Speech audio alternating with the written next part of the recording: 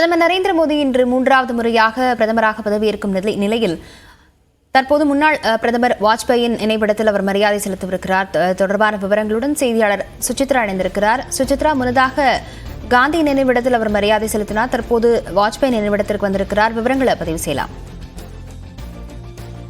மூன்றாவது முறையாக பிரதமராக நரேந்திர மோடி இன்று மாலை சரியாக 7:15 மணிக்கு பதவியேற்கும் நிலையில் தற்பொழுது அதற்கு முன்னதாக மூத்த தலைவர்களுடைய சமாதிக்கு சென்று நேரடியாக அஞ்சலி செலுத்தி வருவது மரியாதை செலுத்தி வருவது நம்மால் பார்க்க முடிகிறது. முதற்கட்டமாக ராஜ்காட்டில் உள்ள காந்தி சமாதிக்கு சென்று அவர் மரியாதை செலுத்திய நிலையில் தற்போது அதற்கு அருகே அமைந்திருக்கும் முன்னாள் பிரதமர் அடல் பிஹாரி வாஜ்பாயினுடைய நினைவிடமான சதைவ் அட்டல் அந்த பகுதிக்கு சென்று அங்கே மரியாதை செலுத்துவதை நம்மால் பார்க்க முடிகிறது.